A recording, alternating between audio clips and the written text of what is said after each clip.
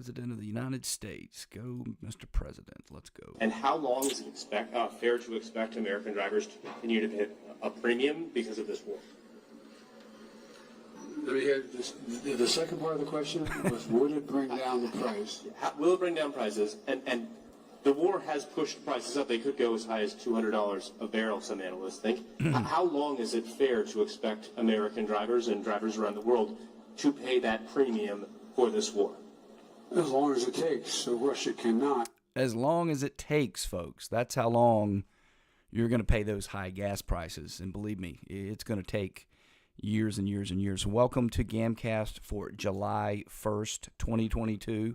It is a cloudy day. Looks like it's going to rain here in Atlanta. Hopefully give us a break from the heat. A very, very slow news day. So you know what that means? It means I have a ton of things to talk about. I'm kind of hoping I can get it done in 30 minutes. We shall see. We're going to talk about Biden, what's going on there. And the theme of the show today is going to be, I want you to understand the grift that the media and the leftists and the Democrats, and I know I repeat myself when I say that they're working on the American people. And they've been intending to do this for a long time, and they are right at the precipice of pulling this off. So we're going to talk about a little bit of January 6th. We're going to talk about we're going to actually talk about the recent story about the illegals that were in the truck. 53 of them died. You probably heard about it.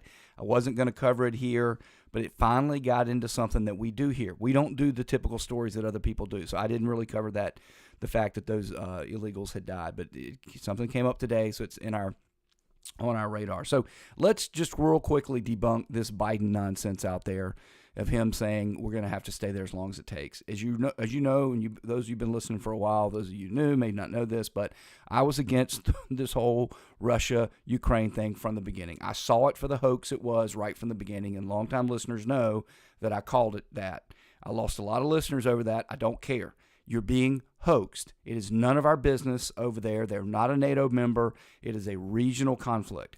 And everything that has happened, I said it then, I'm saying it now, every single solitary thing that's happened demonstrates it is nothing but a way for them to send money there that then gets laundered back here, both figuratively and literally. That's all it is, folks. That's all it is. And now you've got the President of the United States saying things like, as long as it takes. I didn't play the question that wasn't in the clip, but the clip was, it's not even working.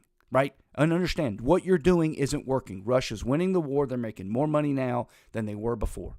Right? All you're doing is endangering our economies and giving the U.S. dollar a chance to not be the world currency. This isn't helping anybody. But that's not the point, folks. I think I had something in the bit yesterday. I don't think I got to it. But there was somebody that was pointing something out that wasn't working. And the person basically said, that doesn't really matter. They don't care. I say a lot that Democrats don't care about elections because they don't. And they're trying to build a structure where they're no longer even subject to elections. And when they get to that point, it's over. I hadn't done this in a while, but they say lily pads double every day. Well, if your lily pad is covered by lily pads, you have to understand that the day before it was only half covered. The day before it was only a quarter covered. That's where we are, folks. We're at a quarter or half. I'm not sure which. But we are very quickly going to fall off the precipice. And I've seen this coming for quite some time. Here's a quote from Antonin Scalia. It's a little bit of a long quote, but I want you to listen to it. And the reason I've seen this coming for a long time is because this is a battle they've wanted to have for a long time. The left never liked the Constitution. They've never liked America. Now, there was a time when they had to pretend that they did. This is the time that Scalia's in, okay? It's a C-SPAN. I can't, looking at Scalia, I'm guessing it's from the 90s. It could actually be from part of the 80s. I don't know. It came up on my Twitter feed. I don't know when this is, but it was sometime in the 80s or 90s. It's possible it's 2000s, but I doubt it. And I want you to listen to this sentiment. And at this time, what he's saying is absolutely true generally of the sentiment of Americans. But the Democrat Party does not believe in this sentiment that he's talking about. And I remember not long ago when the communists over at Vox were basically saying that we'd have been better off remaining an English colony because we would have the Canadian Parliament censure. That was like one of the three big things that this person extolled as a virtue. They hate this system of government we have. But anyway, let's listen to a little bit of Scalia, and I'll come back and tell you why we're seeing what we're seeing today. But I want you to understand while you're listening to this, the Democrat Party had to pretend they believed in this system back in these days. You know, the Europeans look at this system and they say, well, it passes one house, it doesn't pass the other house. Sometimes the other house is in the control of a different party. It passes both. And then this president who has a veto power vetoes it. And they look at this and they say, it is gridlock. and I hear Americans saying this nowadays, and there's a lot of it going around. They talk about a dysfunctional government because there's disagreement, and the framers would have said, yes, that's exactly the way we set it up. We wanted this to be power, contradicting power, because the main ill that beset us, as Hamilton said in the Federalist, when he talked about a separate Senate, he said, yes, it seems inconvenient, but inasmuch as the main ill that besets us is an excess of legislation, it won't be so bad. This is 1787. He didn't know what an excess of legislation was. Oh, gosh. We miss Nina. Anyway, one of the greatest Supreme Court justices to ever grace the Supreme Court there, Antonin Scalia. I'm going to he's got one more thing he's going to say in a minute. I'm going to play that. But I want you to understand, and I wish I knew when he had said this. Again, I think it's 80s or 90s. But, you know, back then, people at least pretended. The Democrats at least pretended. Right? I remember as far back as Jimmy Carter saying things like, well, the problem with this Constitution is you can't really get anything done unless there was an emergency. And he got a lot of brushback. Back then, back at this time, most people understood and appreciated the beauty of the American system. And he's exactly right here. And I remember when this term gridlock started to come up, and a lot of us were like, yeah, that's the whole point. If the gridlock is actually working, so I say this all the time. You'll hear people refer to something as a loophole. Anytime you hear somebody refer to something as a loophole, your brain should understand that means it's the law. It's the boyfriend law, not the boyfriend loophole. You're calling it a loophole because you don't like the law. And so a perfect example of that is, I think in this recent gun legislation, the quote-unquote boyfriend loophole was put in there. Now, I think, again, they're going to go too far, as they always do, and then that legislation is going to go up to the Supreme Court, and they're going to strike it down. Because with the boyfriend loophole, I'd never heard of it until they brought it up with this gun legislation.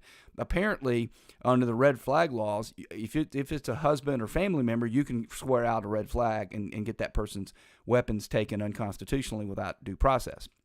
All right, and then they said, well, we shouldn't just have family members. We ought to extend it to people that have children together or people that live together. And you go, all right, okay, fine. All right, we'll extend it to that. And then somebody comes along and says, well, that doesn't make any sense. I mean, I went on a date with somebody and I noticed they had firearms. I mean, that's a boyfriend. Why shouldn't I be able to do it for them? It's like, because we're not going to have people swearing out warrants against people because they've went on a couple of dates. I mean, it's bad enough for doing it for the family members and the people that live together and have kids. And what they try to do to get you brainwashed is, well, that's a loophole. It's not a loophole. It's the right response. Anyway, so let's go one more thing that Scalia says here, and he's absolutely right about this. And that's another reason I wanted to put it in the bit, because you're going to see when I get to the media today why we're seeing what we're seeing. Here's the other thing that Scalia said about our system, and he's absolutely right about this. So unless Americans can appreciate that and learn to love the separation of powers, which means learning to love the gridlock, which the framers believed would be the main protection of minorities, the main protection. If a bill is about to pass that really comes down hard on some minority, they think it's terribly unfair. It doesn't take much to throw a monkey wrench into this complex system. So Americans should appreciate that, and they should learn to love the gridlock. Yeah, it was the protection of minorities. He's exactly right. And it's interesting now that a lot of the quote-unquote minorities out there are just wanting to ramrod this system through and have the kind of parliamentarian nonsense that they have over in Europe. So that leads us to the story that you probably heard. Apparently, a bunch of illegals, they came over, and then they were in a truck, and apparently the guy that was driving the truck or something was on drugs or something, so he... there's still a developing story, but apparently for whatever reason, he left the truck and left them in the heat, and 51 people died before somebody hurt him and got to him, and then 2 more people died. So I think it's up to 53 people died. Now, you would think that the common sense thing is that, well, if we had a border and we had a literally a border, like every time I've ever left the country, I mean, you go through a central place. There's no way to just kind of just ford a river and get over there. But in America, you can do that, okay? And so you would think, well, this goes to show what happens when you encourage people to come here and they have easy access to get here. This is at some point going to occur. And you would think anybody with just a modicum, anybody with an IQ around 100 or above would understand that this is the Biden administration's fault and the fault of the Democrat Party because they want these people to come and they're encouraging them and there's a bunch of them coming. But again, folks, this is what the media is designed to do. They're designed to, one, basically tell you, right, that you shouldn't believe your lying eyes, right? That's one of the things they do. And the other thing they're there to do is to distract you. So here's an example of literally both. I want to, 1, lie to you, and 2, distract you. This is Joy Reid. She's talking to some Hispanic advocate anyway. Take a listen. It's incredibly tragic, but it feels like these are the kinds of tragedies that happen when you make migration so hard that people become so desperate that they're willing to climb into or put even their children into the back of an air-conditioned truck. Joy, it's good to see you too, sweetie. Listen, as I was thinking about this, and right now what you're going to hear is it's the smuggler's fault, it's the smuggler's fault, it's the smuggler's fault. I've been covering this for several decades now, and smugglers have been bringing people over in all of the entirety of the time that I've been covering this story. And you didn't used to hear these kinds of stories, these kinds of deaths. This is, in fact, a result of the police state that exists now along the U.S.-Mexico border in general. And in Texas, people just don't realize you can't. That's enough of nonsense from Joy Reid. So it's a police state. You see, it's the police state's fault problem. I mean, folks, if you've lived in America for the last, 15 years or so, you know what's happening. I mean, when I was a kid, my parents were divorced. And when I was with my father, I lived in a farming community. And I remember, I was 15, 16, 17. There were a lot of farms, friends of mine that their fathers had farmers, and these immigrants would come up from south of the border, and they would pick all season, and then they would go back south of the border, and everybody sort of was fine with it. I mean, I don't know why they allowed them to come over illegally and do that, but they did. And somewhere along the line, they just stopped going back, and they just stayed. And people were like, oh, well, I won't cut my own grass. I guess I'll just let them stay and cut it. And then now you're starting to get into the point where they're voting, and at least until recently, they're voting overwhelmingly Democrat. And Democrats, again, they don't care about elections. If they cared about elections, they wouldn't just want people that support them to vote, right? But that's what they believe. So anyway, so this is all designed to basically tell you that it's your fault, right? And if you want law and order and there's nothing to see here, this is a police state. It's not an immigration problem, and we didn't create it, okay? Now, while you're distracted and being lied to, real things are going on, which brings us to this story. Google's Gmail censorship cost the GOP candidates $2 billion since 2019, Republicans say, citing a new study. Study found Gmail flagged most GOP fundraising emails as spam, while allowing most Democrat emails to go through. Now, you don't really need much more of the story. I've already basically told you the gist. But folks, this is what's really happening in the real world while you're distracted by the likes of Joy Reid and the January 6th committee. Real things are happening, okay? And this is something right here. I mean, in a rational society, right? And again, I can promise you, 2 decades ago, 15 years ago, this kind of thing would have been flagged and prosecuted by the DOJ. And most all Americans would have said, hey, Google, you can't do that. I mean, even some Democrats would have been like, yeah, I mean, we benefited from it, but it's wrong. I'll tell you a story. So when I think I've told this before, but I went to law school in 1994 in Tallahassee, Florida, and I got down there. I'll never forget, they had these stickers. And for whatever reason, they were blue. They weren't red, but they had these blue stickers, and it said, Jeb, ! And I was from North Carolina. I didn't know anything. Who's this Jeb guy? I thought maybe some guy that catches gators or something like that. Anyway, come to find out he was a Republican, and he was a Bush. I didn't know that, but he was the son of George Herbert Walker Bush, and he was running for governor of Florida in 1994. And right before the election, the sitting governor, who was a guy named Lawton Chiles, put out a call. I think it was a robocall. It may have been followed by some pamphlets as well. I don't remember, but it doesn't matter for the point of the story. Basically saying that if Jeb Bush was elected, a lot of seniors would lose something. I don't exactly remember. The gist was He scared a bunch of people. And Jeb Bush lost the closest election in Florida history. I mean, he basically lost it. And after the election commission, the Florida election commission, which, by the way, back then was all Democrat. They hadn't had a Republican governor. If they'd ever had one, it would have been Reconstruction, which doesn't count. But anyway, they'd never had a Republican. The whole of Florida back then was all Democrat, front, center, and the Republicans were starting to come forward. So the Democrat, election commission basically sanctioned Lawton Chiles and sanctioned his campaign. I think he had to pay a fine or something, and basically said this was improper, it was wrong, and all that. Well, folks, now you get to this point, and no one's even going to bother. Back then, there was a system where, you're still the governor. I mean, but come on. I mean, we got to have some kind of law around here. I mean, you can't just do that. Naughty, don't do that again, and then signal to other people not to do it. But now you have a situation where Google is out there interfering with elections. I mean, $2 billion is a lot. I don't care if it's $2. It's a lot. But the fact that they're doing that, having your thing go into spam, and folks, anybody who's been on social media and the things I've gone through, I assure you, this happens everywhere. I think I mentioned the other day that I had a couple of, these podcasts, because I've been doing a lot of other social media stuff too, which is one of the reasons I went to YouTube. So that I think yesterday or the day before yesterday, I did a couple of shorts on the January 6th committee, and I can put those up there. They don't come in podcast form, so you have to go to the YouTube channel if you want to get them. But anyway, and a couple of them were flagged as copyright. And it's like, what's the copyright? And so then you go to Google, and they'll basically tell you, like, so-and-so complained. I think it was HBO Max or Time Warner or whatever. And now that I'm an attorney and I've done this several times, I basically just go in there and challenge it, and it takes them a couple of hours, and they pull it back. But the point of that story is they're just doing it. They know darn well it's not a copyright violation. And they know darn well that when these groups complain, like HBO Max or whatever, they should go back and say, HBO Max, I'm sorry, but the Great American Male has a First Amendment right. If you have a problem, why don't you sue him? No, they don't do that. They just they get a robo thing that says, hey, this violates our copyright. Bam, they turn you off, shut you down.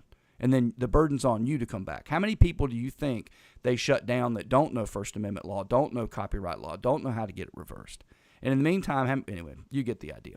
So that brings us to the January 6th committee, and somebody reached out to me, and I don't know exactly what Toobin has said that the person wanted me to cover, but I think it's one of two things, is that Toobin is out there talking about the January 6th committee, and I have one bit that I found on the interwebs. I couldn't find any other, so we'll see. So a couple of things. He's going to say what he's saying here, which I'm going to play for you in a moment. And then number two, he said Republicans are cowards. So I'm going to cover both of them. I'm not sure, again, which issue they wanted me to cover, but I'm going to cover both of them just so you understand that. But before we get to Toobin, and again, he is the guy that masturbated on camera and had to be suspended for a while, but then, of course, he's a Democrat, so he gets his job. But Toobin is one of these people out here. With Joy Reid, I really don't know. I mean, it could easily be possible that Joy Reid is so imbecilic that she actually believes the things that she says, or it could be she's playing the game. I'm not really sure, honestly, okay? Some people I know are playing the game. So Toobin is playing the game, and the game is this. You are to deceive and lie to people. You are to demagogue. Demagogue is saying things you know to be untrue to people you know to be too stupid or too disengaged to come back against him. So Toobin is one of these people that he knows because he's got the imprimatur of CNN and he's got his law degree and he's been an author and these kinds of things that people will trust him, and then he just lies to them. And the reason I know that he's lying was a few years ago when they redid the O.J. Simpson's story, right, about that trial. They did I think it was HBO or somebody did a 10-part series, and strangely they decided to get Cuba Gooding Jr. to play O.J. Simpson, which, by the way, folks, that not good. I mean, O.J. Simpson was a big man. He's bigger than I am. He's probably 6'2", 6'3". He's a big guy. And I mean, I like Cuba Gooding as an actor, but anyway, I digress. Anyway, so I didn't realize it at the time, but I love the series. It was really good. I watched the thing. I think I've watched it through twice or something. And come to find out, that series had been based on a book by Jeffrey Toobin. That guy, Toobin. It's called, I think it was called O.J. Simpson, The Run of His Life, and it's basically about the trial. Very thick book. I mean, detailed. I highly recommend it, by the way, if you really want to know the backstory and just how much evidence they had. The book talks about they had a mountain of evidence. I mean, was it Marsha Clark or something she had who had actually ended up trying the case? He gives you the story about how she basically got the case and she shouldn't have had it and wasn't qualified to do it. But to give you the idea, if she had 100 pieces of evidence, right, she ended up just basically only using 50 of them because they would move to strike and she would be like, we don't need that anyway. We got so much evidence against this guy. We don't need that. We'll defeat him with this. And, of course, she ended up being wrong. But the point, one of the points that if you read the book is you get some of the evidence you never heard about because the media didn't bother to do their job. Well, Toobin did do his job, and he wrote a very, very detailed, compelling book. I mean, just one of the best books about the O.J. Simpson thing I've ever read, and I ended up reading 2 or 3 of them after that because I got fascinated with the case. Anyway, I tell you all that to tell you this. Jeffrey Toobin is a smart guy, and if he wants to do the research and do the analysis, he can do it. But he doesn't want to do that. Right? He's here to demagogue you. This is his job. His job is to tell you, hey, don't believe your lying eyes. And then number 2, look over here and be distracted so we can do something, right, that you don't even know is being done to you, right, that these people can do. So here's, again, and by the way, this audio is not great. It's from some group called Grabian or something. So you're going to hear a voiceover, but I think you'll be able to hear what Toobin's saying anyway. It's also worth noticing that the criticism of Cassidy is completely unspecific. It's like she's crazy, she's a liar, she's a leaker. A social climber. But no specific allegation that she is specifically lying about anything, because as far as I'm aware, there is no specific evidence that she lied about anything. Well, I mean, to Maggie's point about the big issues of the president knew the people in the crowd were armed, wanted the magnetometers gone, and wanted to go to the Capitol himself. That's not being challenged by these people. Except that she's being challenged in general, and those are incredibly damaging statements that she made, and the only people who could conceivably refute them are not talking at all, and they're especially not talking under oath. Or not only refute them, but they're the people who actually said these things often, and that Cassidy Hutchins is just repeating because she happened to overhear it. So anyway, so basically, again, from beginning to end, and if you want to, folks, if you're listening to the podcast, go to Great American Mail, all one word, M-A-I-L, not M-A-L-E, and YouTube, and we do now come up, I think we're first or the second maybe, but we're moving up because it's starting to put a lot of videos up, then people starting to watch them. So you can get them in a Google search. Anyway, I've got a lot of stuff up there about January 6th. I've got her hearing up there. It's got full analysis, the whole 2 hours and 30 minutes. And then I think I have a couple of shorts about her up there. I think I have at least 2. You'll be able to find them pretty quickly if you look, about her testimony specifically. And so a lot of us have said specific allegations. And Toobin is smart enough to know that. I mean, for example, a lot of us have pointed out that a lot of what she's saying is hearsay. We've pointed out that the January 6th committee doesn't have anybody cross-examining her, right? We've pointed out that there have been contradictions about what she said. She claimed they were in the Beast. They weren't in the Beast. Well, although, to be fair, I do believe in being fair. So I have heard through the grapevine that sometimes some people refer to anything that the president is in as the Beast. I don't believe that, but people are suggesting it. So even though it's clear from the January 6th's own video that they got into SUVs and not the Beast, which is the presidential limousine, right, that may explain that. But it still doesn't explain the fact that the two people are contradicting what was said and the fact that it doesn't make any sense. And I said this immediately on the broadcast when I was doing it live, which is part of the reason why it's fun to do stuff live. I said, I do not believe that a Secret Service agent, or frankly anybody around the president, would grab the president's arm. I just don't believe it. I just don't believe that happened. I believe they might have said, sir, I'd urge, or whatever, but I don't think they would grab him, right? Nor do I believe that somebody would try to grab a will. I mean, this is just obviously fabricated. But we could go on and on and on about all the different things. I pointed out again, I think I did a short last night if you want to go watch it, where I pointed out that the committee was so amateurish that they had a pretty good witness. They had an attractive woman. She was very soft-spoken. She was a Republican. She seemed to be genuinely concerned about what was going on around her, and they just kept going back to that well too many times, and then eventually she starts talking about the big lie and about how Trump had ruined his legacy, and she was ashamed as an American and all this stuff, and it's like, okay, you just revealed her to be an anti-Trumper. I mean, I didn't necessarily believe or disbelieve at this point, but now that she's an anti-Trumper, there's a lot of things to be said about that. So the other thing that Toobin apparently has said out there when I was looking up the research in the issue, apparently has called Republicans a bunch of cowards for not coming forward and saying anything. And folks, look, I'm sorry to tell you this, but, the Republican Party believes in the Constitution. I as you know, I read fun fiction, nonfiction, and then classic fiction. So I just finished fun fiction, Los Alamos, which was about the making of the bomb and a sort of a murder that happened supposedly during the time. Really fun book. And then so now I'm back to nonfiction, and I don't know why I'm doing this, but I started another series on the Civil War. So I think I'm reading The Coming Storm. Trying to think the guy's name. Cannon. Anyway, it doesn't matter. So we're talking about the lead up to the Civil War, and we're talking about the 1856 conventions of the Democrat Party, which splinters into two Democrat parties and nominates two candidates. And then, of course, the Republican Party nominates, I'm sorry, not 1856, 1860, nominates Abraham Lincoln, right? But anyway, it's very clear from the early on in the book that the Republican Party was formed, and part of the reason it was formed was that the Republican Party was going to be against slavery, for sure. That was one of their main things. But they also were for free markets and for constitutional government of the people, by the people, and for the people. A lot of people will try to tell you that the Civil War was just about slavery. For Abraham Lincoln and the Republican Party, it was not. It was A, to eliminate slavery, and then B, to make sure that we have government of the people, by the people, for the people. What the Democrat Party stood for was exactly what they stand for now. And this government of the people, by the people, for the people nonsense. The EPA, right, they'll tell you what you'll do. We don't need to pass legislation. The EPA, the experts, they say you can't run coal plants and you can't run coal plants. That's what 3 justices of the Supreme Court honestly believe. That the EPA can just go, oh, where's my authority to shut down your coal plant and by the way, your natural gas plant? Oh, and by the way, if and when they do that, and thank God they won't be able to do it now because of a rational Supreme Court, but if they do that, you know where your gas and energy prices are going? Through the roof. And they don't care.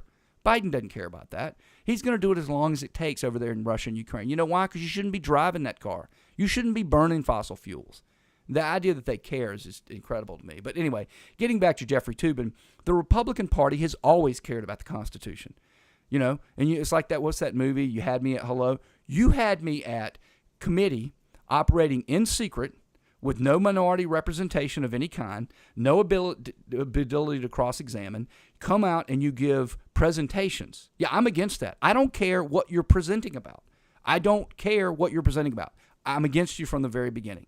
And Toobin acting as though Republicans are cowards because they're scared of Trump. Nobody's scared of Trump. We're scared of people violating the Constitution. And also, people also know what's going on here. I mean, when the committee comes out and says, here's an election audit from any state, right? In fact, I think it's Robert Barnes has said it many times, like, you don't even have to do a whole state. Just go get a couple of 2 or 3 sections of 50,000 votes here, here, and here, and let's run it against the actual voting rolls and go one by one through each one of them. And we'll figure it out how fair that election was done. They're not doing that. And the grift now at this point is pretty clear. The reason they're not doing it is because, A, it wouldn't pass muster. If it would, they would have done it by now. So as it relates to that grift, there's a woman on Substack that I occasionally read. She's one of these people. She's not famous, but she has a big following. Her name is Heather Cox Richardson. If you're watching this on YouTube, you are now staring at her Substack page. It's called Letters from an American, okay? Now, this person is about as un-American as anybody can be. She's a rabid fascist, leftist, communist, huge Democrat supporter. So I'm going to read what she wrote on June 27, 2022.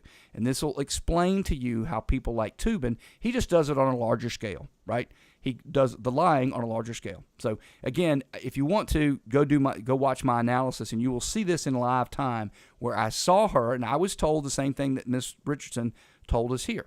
We were told 2 things. 1, she had recently obtained evidence. I'm going to read it in a minute. And then B, there was some tampering that might be going on. So we had to get her out there. So I showed up to the stream, was there dutifully live streaming 15 minutes before they started, and it was pretty clear that they had lied to us. But, of course, Heather Cox Richardson and Jeffrey Toobin, they strangely don't talk about that. So let's look into this. This is on June 27th, okay, 2022, right? So midday today, the House Select Committee to investigate the January 6th attack on the U.S. Capitol announced a hearing to, quote, present recently obtained evidence and receive witness testimony.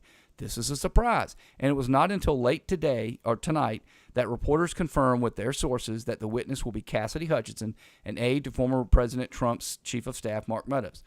Hutchinson was the person who revealed that Congress members had asked for pardons. Legal analyst Asha Rangappa, tweeted that she will be watching to see if Hutchinson can testify that Trump, Meadows, and members of Congress either knew about a planned violence for January 6th to pressure Pence. If so, quote, if so, it brings them into the crosshairs of seditious conspiracy, close quote, she wrote. Anyway, I know Asha Rangappa because she comes up in my Twitter feed a lot. Again, she's just somebody, I think at one point that had been in administration. Again, a rabid fascist, leftist communist, doesn't believe in anything of the rule of law, and this, just all down on this January 6th stuff. And I've told you, if I've told you once, I've told you 1,000 times. Trump didn't want violence because his ability to challenge the certification required peace and quiet. Number two, violence doesn't get you anywhere, folks. You can't take over the U.S. government through violence. That's part of the point of it. But anyway, these people just they don't need to worry about a rational presentation. And the reason they don't is because of people like Tubin and Heather Cox Richardson here that I'm going to get to and prove this to you in a moment. So this is what she wrote before the woman testified. You're looking at it if you're seeing it here on YouTube. So now I'm going to back out of it. You can see me do it. I'm not pulling any trickery. Now I'm going to go to June 29th. So now Cassidy has testified, and this is Heather Cox Richardson. She's going to tell you what she testified to, what's going on. Today, the House Select Committee to investigate the January 6th attack on the United States Capitol subpoenaed former White House counsel Pasquale Pat Cipollone. The lawyer, who is now in private practice, spoke to the committee on April 13th, but has not talked to the members of Congress on record. In a statement, Committee Chair Benny Thompson and Vice Chair Liz Cheney noted that Cipollone's name has come up repeatedly in the hearing as having, quote, legal and other concerns about President Trump's activities on January 6th and the days that preceded, close quote. Testimony has said Cipollone stood with then-acting Attorney General Jeffrey Rosen to stop Trump from installing Jeffrey Clark in a spot to lie to the American people that the 2020 election was fraudulent. He also came up frequently in yesterday's testimony as trying and failing to keep Trump from breaking the law on January 6th. She goes on and on and on about how all these people here, former federal prosecutor and co-host Sister-in-Law podcast Joyce White Vance, she's on MSNBC every day. Every day I go to the gym, and every day she's on there talking about this January 6th committee. According to this, she teaches, I think, at the University of Alabama School of Law. No reason Cipollone shouldn't show up. He can always object to questions that would elicit legitimately privileged information, but at this point, who are you going to protect, the former president or the republic? She doesn't believe in a republic, folks, and she doesn't believe in the rule of law. Of course they want him to show up. In National Review, Andrew C. McCarthy, a person I criticize, if you'll recall, if you're listening to this podcast, called Hutchinson's testimony devastating and said, this will not be the same after this. Anyway, she goes on and on and on about how great Hutchinson had done and how the January 6th committee goes forward. And this is her job. Her job is not to tell you what actually happened, not to deal with reality, not to demonstrate to you that they lied about her having new evidence. She didn't have any new evidence. They admitted they had deposed her for 5 days. And it was clear to anybody that watched that hearing because you kept seeing her show up on video. Is it live or is it Memorex? I mean, Jesus Christ. And they had several different interviews because she was wearing different clothes, right? Nobody does that. Nobody goes to a deposition and said, oh, we're in hour 2. I'm going to go to the bathroom and change clothes for hour 3. No. The fact that she's wearing, and they already admitted it was 5 different days. And again, they had already preserved the testimony. This is what a show trial is. We've got 5 days of testimony. We get our little staffers to go back there and pick the best parts. Go pick 50 of them that we like, little bits, and then I'm going to get her to sprinkle a little live testimony and play the bits I want you to see, right? And this person's not being honest about what happened. She's not being honest with her people. That night, people were saying she said the beast and he was in an SUV. That night, ABC News and I think NBC News and I think ABC or 2 of the alphabet networks, I don't remember, it doesn't matter, were saying that FBI agents were willing to testify that didn't happen. Right? They kept talking about the fact that she was anyway, the point about these people is this person, she got her marching orders on the 27th. She said, here's what's going to happen. And then on the 29th, she comes and she just basically doesn't mention any of the stuff that she had talked about before. And she just goes on to the new, whatever the thing is today, that's to A, lie and misinform you, and B, to distract you. And while you're being distracted, what they can do is do things like this. This has been going around. I think it's been viewed 1 million times. Here's a statement yesterday from the Biden administration following up what the president said about, we're going to keep fighting in Russia and we're going to keep, gas prices where they are and et cetera, because, this is going on. Sustainable. What do you say to those families who say, Listen, we can't afford to pay $4.85 a gallon for months, if not years. This is just not sustainable. What we heard from the president today was a clear articulation of the stakes. This is about the future of the liberal world order, and we have to stand firm. So it's about the liberal world order, and it's always been about that, folks. I mean, that's what it is for them. I mean, the only difference now versus 15, 20 years ago when we heard that Scalia bit, right, is that now they can say the quiet part out loud. And if you're paying attention, this stuff is pretty clean. I mean, I want you to imagine 2 years ago, right? So 2 years ago takes us back to what? July of 2020. I want you to imagine that in America, there would be a committee in Congress that would, out in the open, right, say, oh, yeah, we're going to go have secret meetings with people and subpoena people and bring them in here and gather a whole bunch of evidence, right? And then we're going to, at some point whenever we feel like it, we'll issue a report. And then, we're going to come out and have these, quote unquote, we're going to call them hearings, but there's not going to be any cross-examination. By the way, we're going to have nobody of the opposite party. So if you're the opposite party, you have no ability to see the evidence that we're gathering. Would you ever imagine that they would, A, have that in America, and B, the media would be silent about it? I mean, you got Jeffrey Toobin, you got Heather Cox Richardson, you got everywhere you look, every day when I go to the gym, CNN, MSNBC, they cover January 6th. And the media doesn't even bother to mention that. They act like it's something legitimate. So it should. I don't know how this thing got 1 million views, because that's absolutely what they believe, this quote-unquote new world order, liberal world order. Absolutely. And again, folks, if you don't know that gas prices are purposely where they are now because they'll make you switch over to green energy, and the fact that green energy isn't ready, they don't care about that. You'll get what you get and like it. It's just as simple as that. So anyway, I want you to also think about this, and this is what's just shocking to me. Okay, so now, and part of the reason you see people like Toobin, you see people like Heather Cox Richardson it's the tyranny of the majority. They control the culture. They do. I wish they didn't, but they do. I mean, thank God we're in America where you can actually have voices like this one, or Ben Shapiro and other people out there to push back, Jack Posobiec and Jesse Kelly and others. I mean, thank God we have a system where they can't be shut down and people like that can push back. See, in Europe, you don't have that right. So they don't even have people like me out there, right? In Europe, there's left and lefter. There's no alternative to it. But I want you to understand how this is taking over everybody. This is unremarkable Senator Markey. He's from Massachusetts, okay? Again, this guy, he wasn't crazy. He's been in the Senate for quite some time. And he's out there talking about this. Official attacks must we endure from this illegitimate Supreme Court majority before we act to expand the Supreme Court to bring balance to the bench and restore its legitimacy. Through Mitch McConnell and Donald Trump, the Republicans stole 2 Supreme Court seats. That is the basis for their ability on the court now to engage in this radical undermining of set law precedent that has been on the books to protect the American people for a generation. So, folks,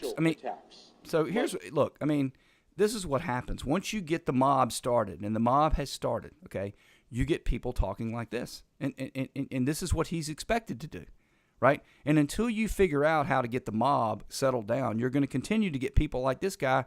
Back when the Democrat Party was rational, he knew talking like that was very anti-American. I've told you before, but when FDR said in the 30s about expanding the court or packing the court because they wouldn't let his New Deal through, the Democrats in Congress wouldn't even call a hearing on it. They said, that's absurd. We're not doing that.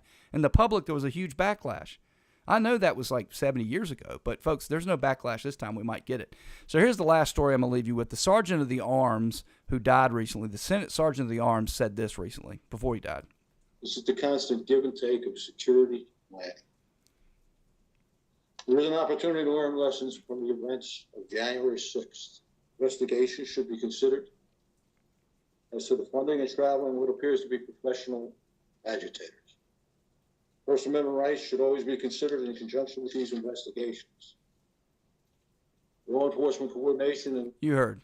Professional agitators were present on January 6th, and they were apparently paid. He wants investigations into why they were paid, why they were there, how they got there, etc. Of course, those investigations, January 6th committee's not talking about. Now, he's dead now, so I guess there's no way for us to talk about it. But again, while we're being distracted and lied to by these people, and it's by design, real things are going on, like lack of investigations into professional agitators on January 6th. Anyway, you're now all caught up to date on the news of the day, and if you like this show, I hope you tune back in tomorrow.